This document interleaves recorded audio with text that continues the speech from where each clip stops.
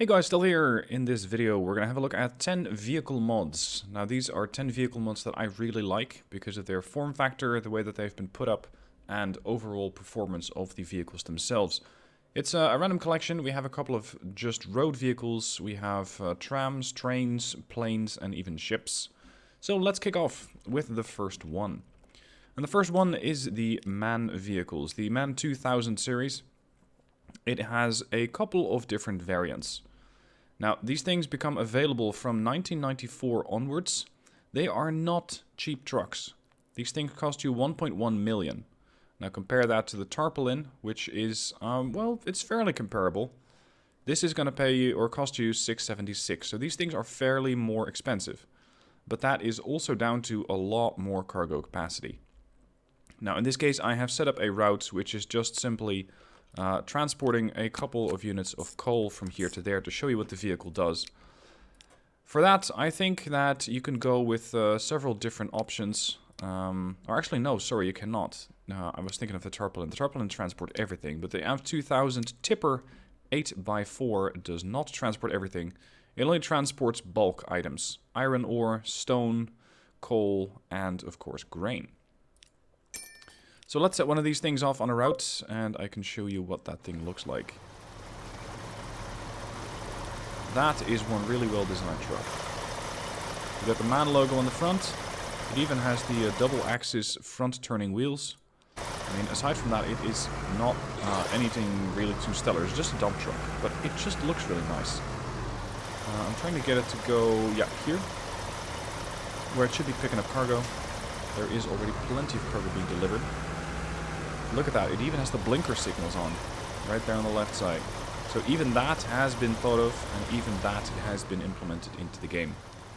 Now, as mentioned, you have a couple of different variants. You got the F2000 container variant, which transports all sorts of end goods. You got the F2000 tanker variant, which transports your crude, your oil, and your fuel. And these guys transport 42 each. Then you have the timber truck, which only transports 42 of either planks or logs. And finally, the Tipper 8x4. That's the one that I currently have on screen. And that's the one that, as you can see right here, has been filled to the brim with coal. And keep in mind that these are pretty fast trucks. They have a top speed of 90 kph, which means that they hang right between the medium country road and the large country road in the sense of speed. So I would recommend that you upgrade your roads to the large country road, because the medium country roads simply cannot really get out of this vehicle as much as you might like. Alright, moving on to the next one. Tram-wise, we have the Siemens Avenio T Munich. This is a tram, and it is a tram that I think you might recognize. That is, if you are from, well, at least the Netherlands. I know that we use these things, but I assume the Germans also do so. These are really nice looking trams. Let's just not put it on super fast. These are really nice looking trams. They're really well done. The camera attachment point seems to be behind the tram. So that's a bit unusual. Keep that in mind when you're trying to get an eye on the tram. These things carry 54 people. They have a pretty respectable acceleration rate, as you can see. Detail-wise, they cost you 190,000 a year. Emission, they're actually a little higher than one of the trains that's coming up in this showcase. Capacity of 54, top speed of 70 kph, and well, they have a loading speed of 8 times, so it should be really quickly to load on new passengers. You have them in two different variants. The one that I just showed you is the Munich, well, let's say day version. You also have a night version. So let's have one of those add to this line as well. And I think that the night version might have more light. I'm not really seeing too much of a difference here, but I imagine that if you're using the night mod, which I have showcased in another video, then this tram is going to light up the night. It's going to have its internal lights enabled. Now, stat-wise, for those of you who are interested, top speed 70, tractive effort of 80, you got 54 capacity, and they're available from 2014 onwards. Again, this is one of those vehicles that has a really high lifespan of 160 years. Don't take that too seriously. I know that for some people this could be considered game-breaking. So be it. if you want this changed, then I would recommend that you look in the description, find the link for the particular mod, and then complain to the author that the lifespan of 160 years is probably not realistic. Who knows? By that time we might have transporter technology, etc. For now, we have trams, and I think that tram-wise, this tram really, really looks nice.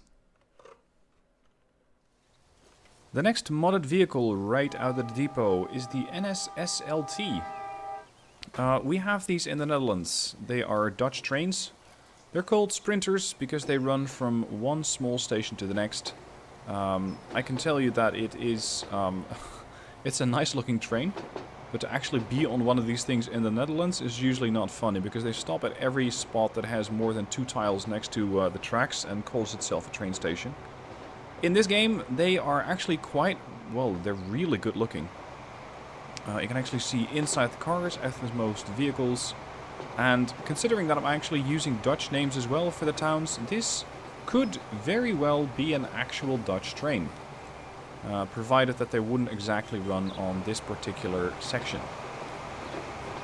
Now, the trains run at a respectable speed. They are no super high-speed train.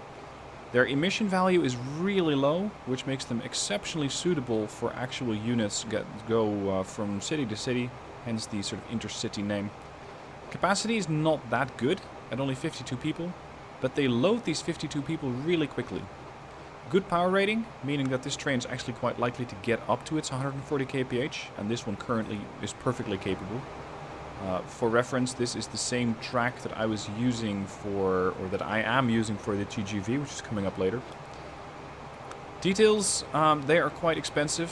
They're relatively expensive to run at 1.7, but if you have a passenger track that is really well used, then I think that these things can just really service your section very well. Now the mod comes in 2 different variants, as we have seen previous. You got the NS SLT, the Sprinter light train. They have 2 different capacities. One has a capacity of 52, that's the S70, and the S100 has a capacity of 78. Now what I really like about the S100 is that it has a loading speed of 24 versus a loading speed of 16. Which means that you're actually, I think, relatively faster at loading those 78 people on board.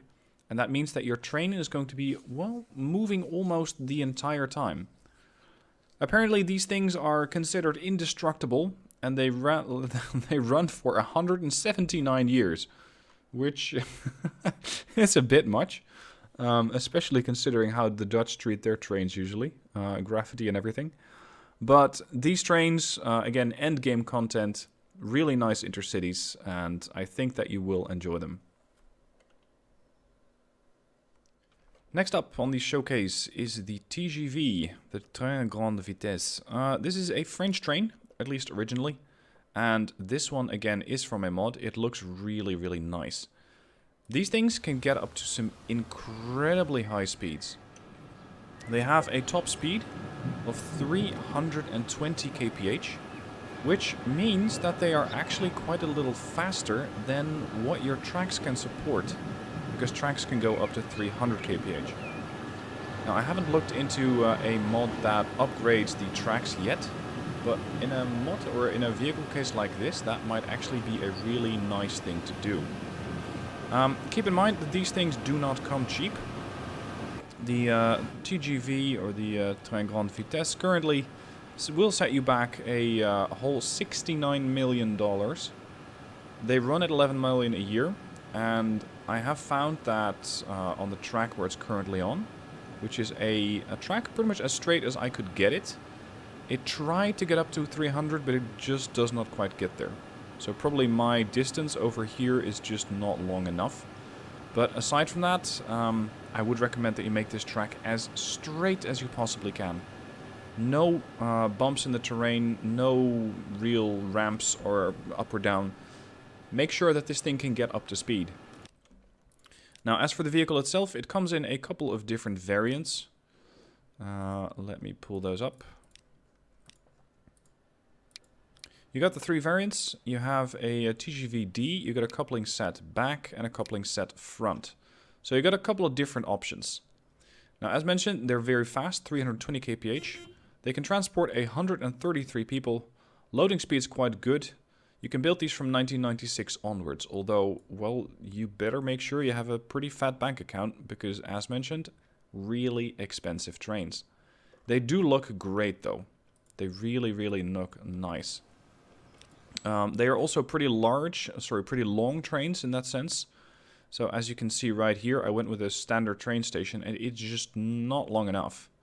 So if you're building trains as big or as long as these, make sure that you have a train station that's long enough to support it.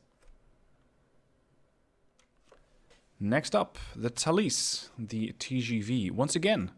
Now, why do I have two of these? Well, because this one has quite a few different customizations and different color schemes.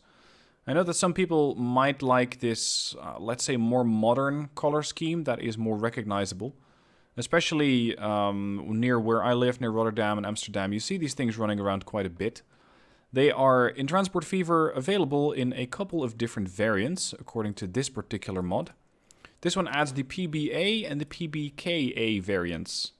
Now, in case you're wondering what is the difference there, I had to look this up. The PBKA sets are used exclusively for the Thalys service. The power cars are technologically similar to the TGV Duplex, which is another mod that I have. But the trains do not have double-deck carriages. They have 8 carriages and are 200 meters long. So what we have over here is a train. And again, both of these come in 9 different variants. The difference is where they have their coupling. Coupling sat in the back and the front. They have different livery. That is pretty much the only difference. Now, stat-wise, you can expect to pay a lot for these things, as with most of the high-speed trains. They're going to set you back almost 60 million. You get a slight discount there. They're going to cost you about 10 million a year. Their speed is really good, 320.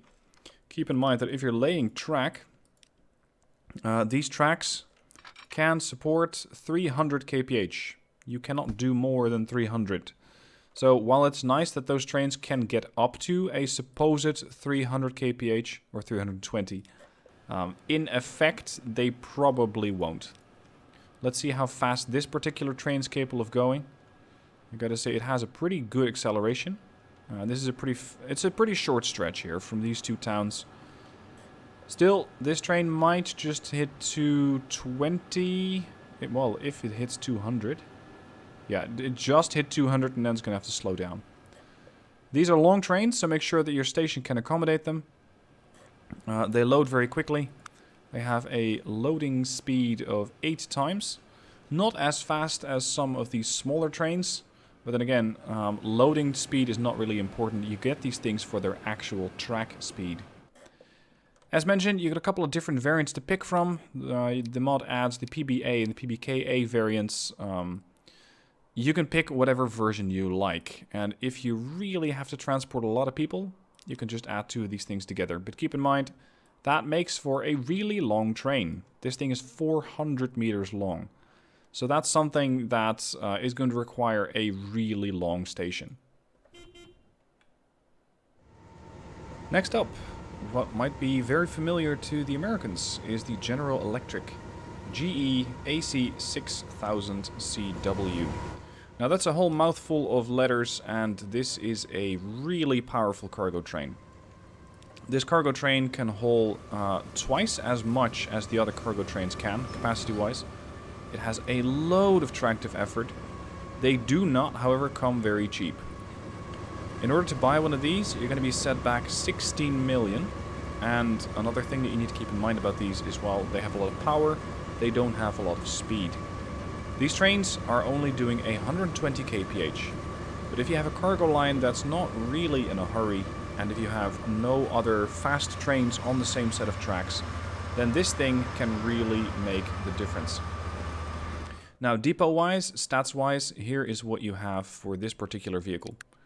Comparing it to the standard one, the Series 246, this one is at a speed of 160, has a tractive effort of 240 kilonewtons and 2000 kilowatt.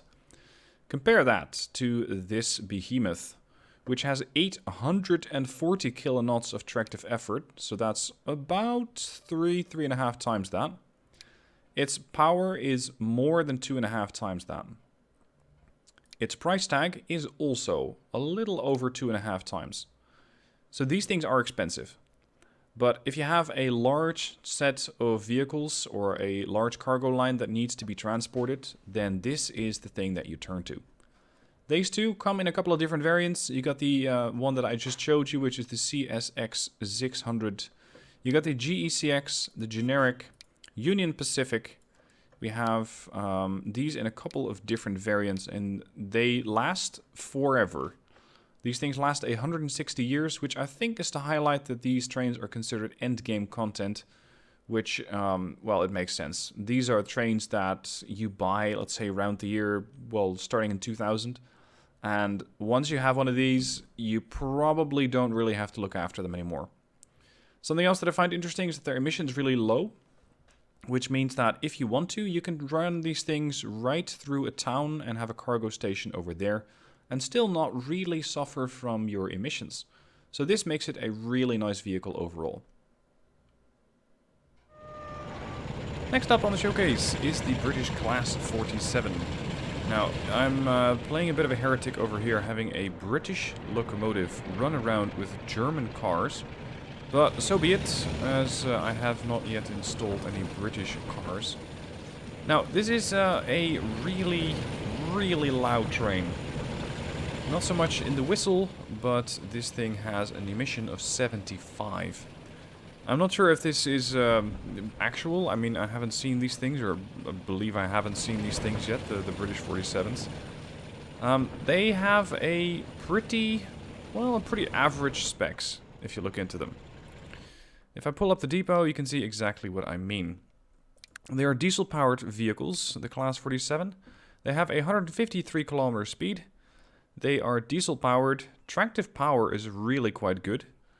Compare that, for example, to the BR V100, and you're looking at 809, versus the Class 47 at 2750.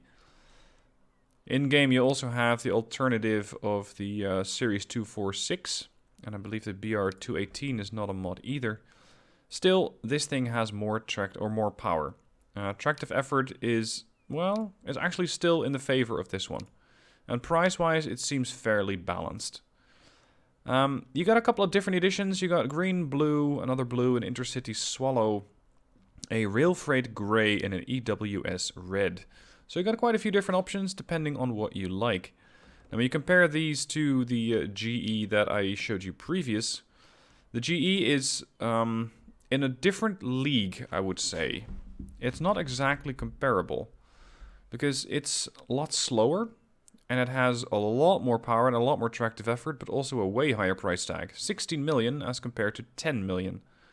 So this is more of a train that I would use as a cargo train that might not need to carry a whole lot, but that I would want to have traveling at a speed of around 150. Whereas the GE just can't do that. It can only travel at 121. Overall, I think the vehicle looks quite nice. Of course, this is just one of the color schemes that you have available. I do like that every train, by the way, has its own little whistle when they come out of the depot. Like they're presenting themselves to the world and making their presence known. So this is the British Class 47. Now, there are not just trains, trams, and buses being added to Transport Fever 2. Believe it or not, but this is actually a passenger transport ship. A armed transport ship, I might say, because it looks like a passenger yacht, but it seems to be sporting, well, at least short-range surface-to-air missiles. Might even have a VLS over here, a vertical launch system. It has a turret on the stern and a turret on the bow, in case you have those rowdy passengers that just don't want to get on your ship. This is a mod that adds quite a few new ships. It's called the Ship Expansion 2 mod. And some of these ships are hilarious, like this one. This is the Neue Deutsche Hatte. It has a, a pretty high capacity of 125 people. But also look at the speed on this thing.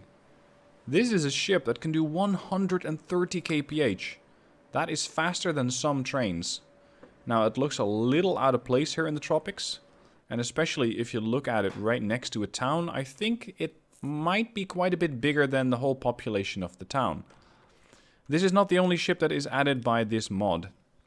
You actually have quite a few others as well. You got an Explorer yacht.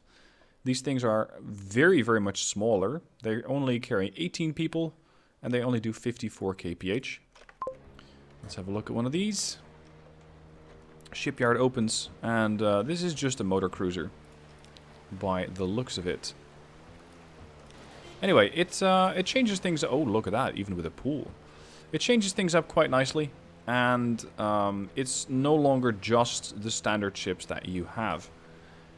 Something else that I like about this mod is that it just does not add only a bunch of ships, including, by the way, and I will show this thing off. I don't know exactly how that fits into the shipyards, but we'll just have to bypass that. There you go. That's ship 3 right there. This is a cruise liner with a capacity of 1,675 passengers. If you want to quickly evacuate a town, then this is probably the way to do it. It is not even very slow either. This thing does a respectable 61 kilometers per hour. Now, let's say that you think the ships look nice, but you don't actually want to have these things servicing your lines, because maybe spending 8.4 million a year on a ship that's really only transporting 200 people per transit is a bit expensive. I respect that, and so apparently does the mod developer, the mod author. Because when you're building shipyards, you can also add these guys as ships. So I can have a, let's say I can have a cruise ship parked in a spot where I think it looks nice. These things are free. I'm not sure if this has to do with the current mod that I'm using to make this showcase video, where all vehicles become free. I think normally it would be expensive, but look at that.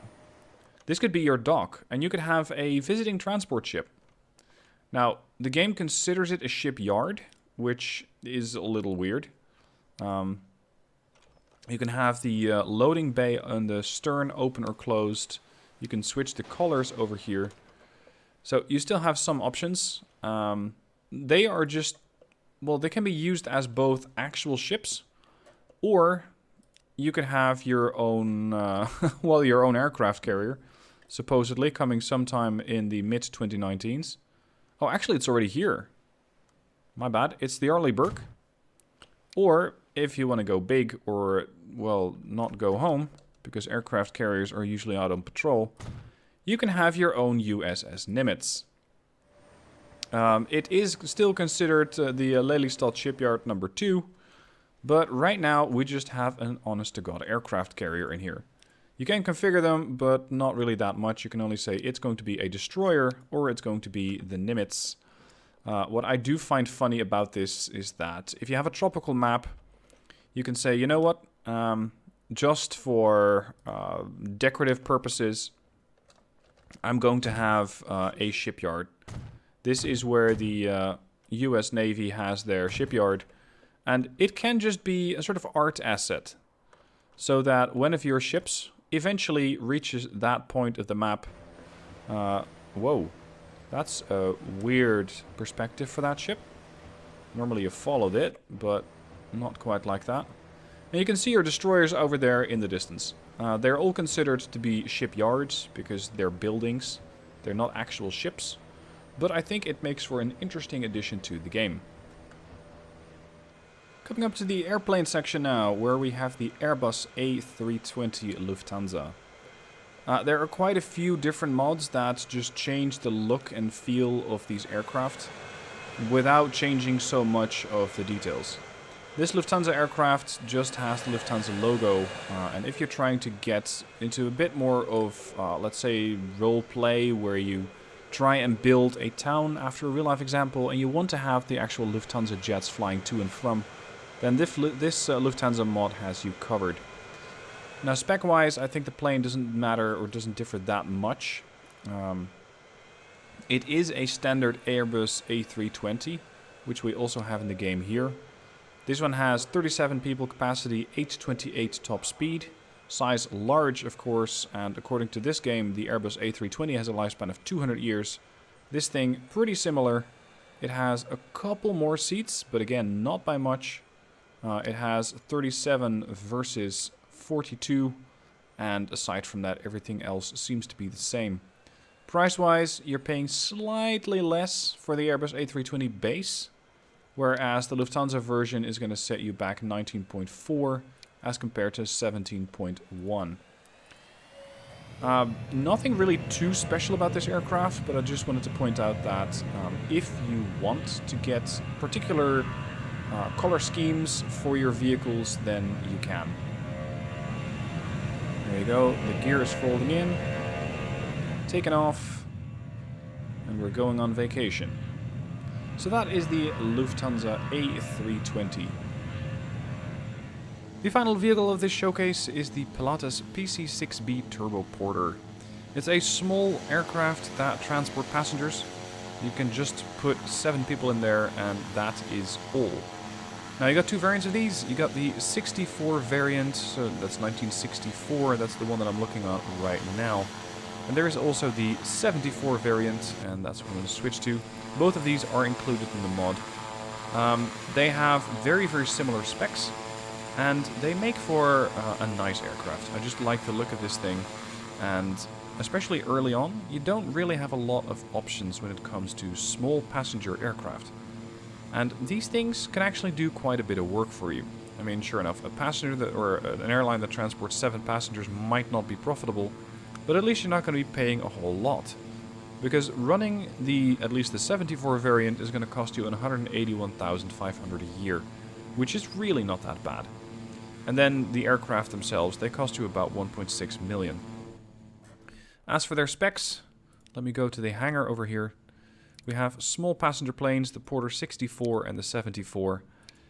They don't really have a lot of differences. They're slightly faster, the 74s at 252 versus 239. Their emission score for the 74 is slightly better, but I still not really want to have one of these things flying over your cities because of the noise emissions.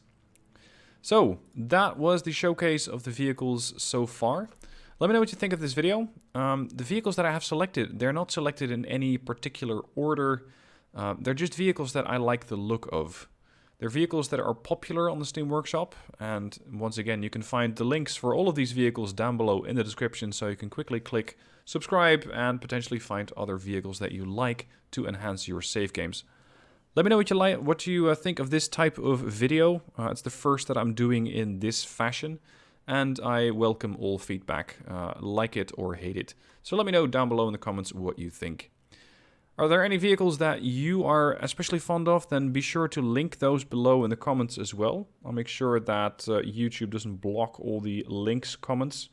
And that way we can get some more, let's say some more visual or visibility for mods which might not yet be too popular, but which can definitely use a bit more support. Anyway, thank you for watching. Hope you enjoyed the vehicles. Have fun with Transport Fever 2. And I'll catch you soon for more Transport Fever videos.